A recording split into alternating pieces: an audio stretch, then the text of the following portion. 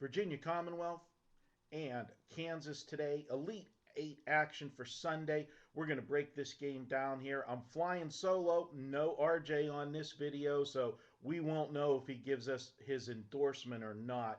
Maybe he'll chime in on the forums when we post this video. But we're going to get to the action. We gave you a total on Saturday. We were able to get the winner with, quite easily winner yesterday with the Arizona Connecticut game. And so we're going to come right back with another total for you on Sunday. Now, one of the key points that I made on the total for Saturday is I talked about tempo, talked about what the line is and what the teams have been playing.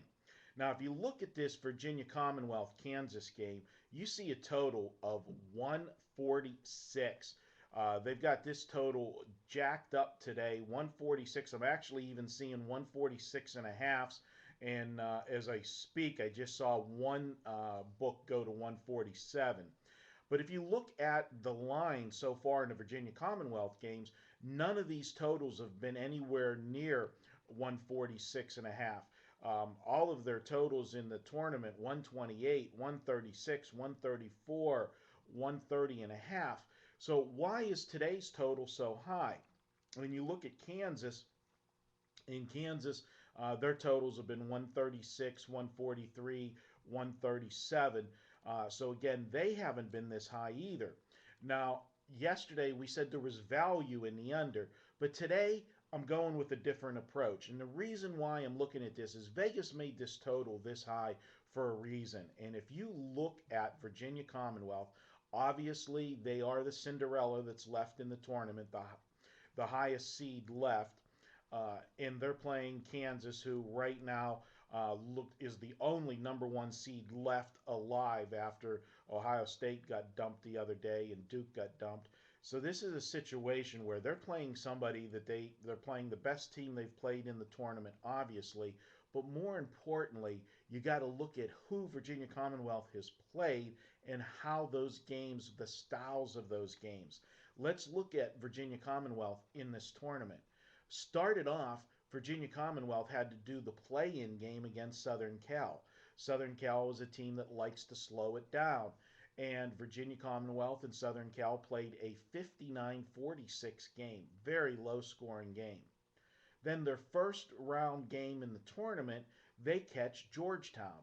Georgetown, from the Big East, another team that likes to play the game in the 60s.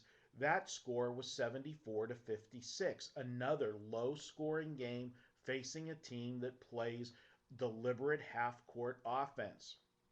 Their next game, they played Purdue. Now, this is a game that, because Virginia Commonwealth got off to such a great start, they shot 56.9 for the game from the field and was crushing three-pointers in that game against Purdue. The complexion of that game got out of hand because Virginia Commonwealth had a huge lead, and the game ended up playing at a faster tempo than it normally would. And Virginia Commonwealth ended up putting up 94 points. Purdue, though, in general, is not a up-tempo team.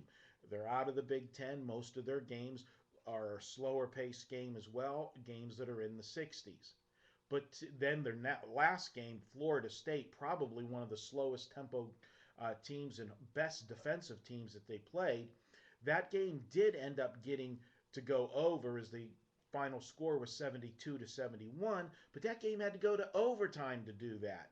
So again, they faced another slow tempo team. Today, they face a Kansas team. Kansas will move the ball up the floor. Kansas will move the ball up the floor at every opportunity, because that's going to be the advantage Kansas has over this Virginia Commonwealth team. A slower game keeps Virginia Commonwealth in the game. Kansas will put the pedal to the metal here in this game, and Vegas knows that, and that's why they've come out with such a high total on this game, and they're correct.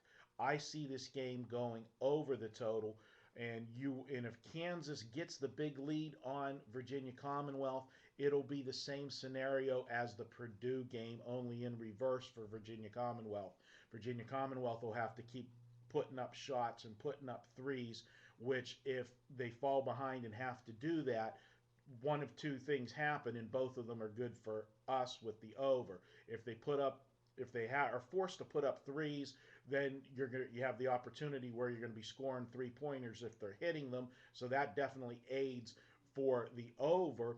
But if they're missing them, Kansas with their offense and like to play up tempo will be getting rebounds and quick outlet passes and be able to have some transition buckets off the misses. So either way, I see this game start to finish going at a quicker pace than Virginia Commonwealth has played any of the first 4 games. They're going to get the total here. I have the total sitting at 146.5. My projected score in this game has this total getting to 153 or more is what I'm seeing in the game. So for my video free pick, and let's keep it going, the video free picks this week, 2-1. Let's close it out with a 3-1 week. Take Virginia Commonwealth and Kansas over the total. That's Virginia Commonwealth and Kansas over the total for Sunday. Hope you enjoyed the videos this week. I'll be back next week in studio with RJ Bell, and we'll be talking Final Four next week, and we'll be talking some baseball next week as well. Baseball does start next week, and you know I'm excited about baseball coming off of back-to-back monster baseball seasons for me. So stay tuned for all of the baseball coverage next week, along with Final Four. Enjoy the 2 games today as the final 2 tickets are punched to the Final Four today. Enjoy the games, but more importantly, best of luck with your wagers. Once again, today's play is over in the Kansas-Virginia Commonwealth game.